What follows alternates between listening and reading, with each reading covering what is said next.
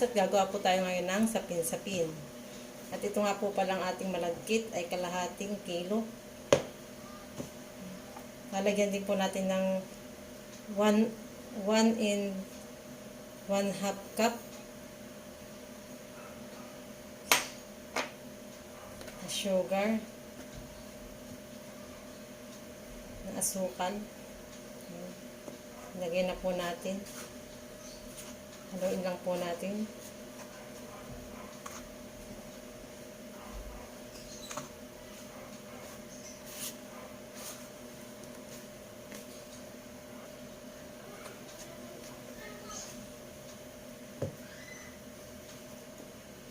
Lalagyan din po natin ng gata. 3 cups po itong lalagay natin na gata. Buhos na po natin.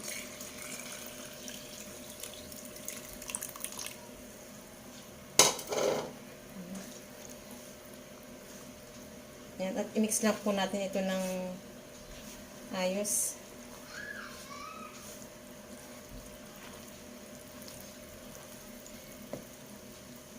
Ilagay na din po natin yung ating ibap. Kalahating cups.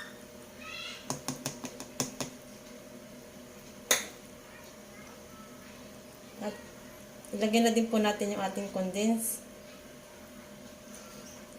1/3 cups. At atin lang pong i-mix ng ating mga ingredients.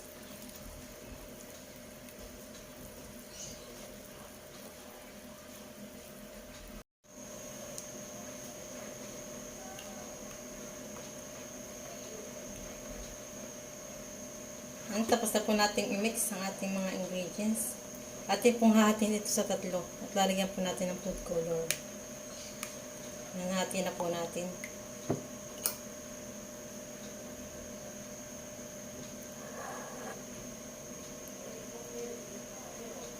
Yan po natin sa 3.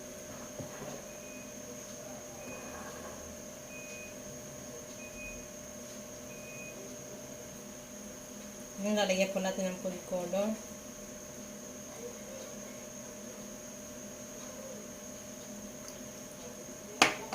Kulay green po ang ating ilalagay. Mix lang po natin.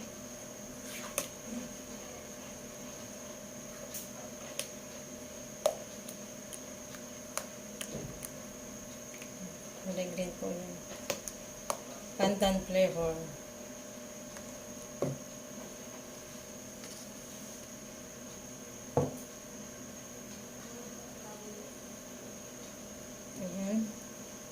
Ang ilalagay po natin din yung food color ay ubi.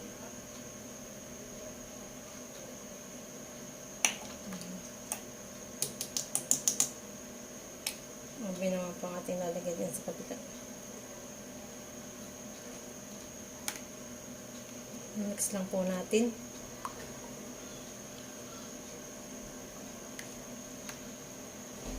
Ngayon, tapos na po natin i-mix ang ating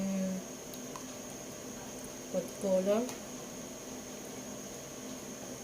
At may plain din nga po pala tayo, hindi na po natin lalagyan ng food color. Ano na lang po yan, plain. Puti na lang po ang kulay niya. At tayo nga po pala ay nagpapakulo na ng tubig. Yan, update po sa ating ininit. Napakulong tubig at nakulo na. Sasak lang na po natin yung ating sapin-sapin. Yan, uunahin po natin isak lang itong kulay. Yung ubi po ang kulay. Ilalagay na po natin. Yan po ang ating unang sasak lang. Yan, at naisak lang na po natin. After 5 minutes po ay atin na pong paahulin at ilalagay po natin yung pangalawang kulay. Yan, at after 5 minutes po ay luto na. Kasunod po natin ilalagay ito pong plain. Ito pong walang food color. Yan, lalagyan na po natin. Dahil po luto na po yung ubi flavor natin. Ito naman po ang ating susunod na isasak lang. Naisak na po natin yung pangalawang kulay na plain. after 5 minutes po ulit, ay luto na po ulit yan. At atin po ulit sasaklang yung isang kulay. Ayan, luto na rin po yung pangalawang kulay natin nilagay. Ay yung plain lang po. At ngayon po ang ilalagay po naman natin ay yung kulay green. Ayan. Lagyan na po natin. At after 5 minutes po ulit, ay luto na po ulit ito. Sasaklang na po natin. Isinak lang na po ulit natin yung pangatlong kulay. At tatakpan po ulit natin. At after 5 minutes po ulit, ay babalikan po ulit natin ito at luto na po yan. Mga kamars. Ayan, at titignan po natin after 5 minutes po. Tignan po natin kung luto na yan. Luto na po sila. Itusukin po natin. Yan, luto na po. Naahon na po natin. Ayan, at naahon na po natin. Luto na po yan. At atin na pong sasalin sa lalagyan. Mga kamars. Ayan mga kamars, at naisalin na po natin sa lalagyan. At lalagyan po naman natin ng desiccated coconut. Ayan. Para po hindi madaling mapanis. Yan po ang ating ilalagay. Saka lalagyan din po natin ng cheese. Yan po ang ating ilalagay. Malinis nga po pala ang kamay. Yan, kakadkadan po naman natin po ng cheese mga kamars, ang ating sapin-sapin.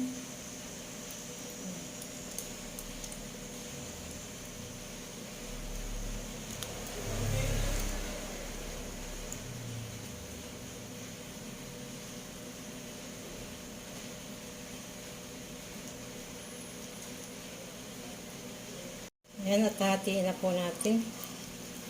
At titikman na din po natin ang ating sapin-sapin, mga kamars, kung ano ang lasa. At sigurado po naman ang sarap ito. Ang ating sapin-sapin na ito.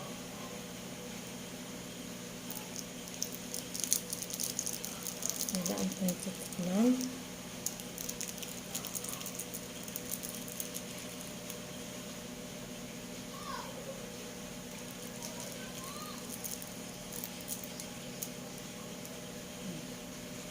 Talaga naman po masarap ang ating sapin-sapin. Wow, sarap.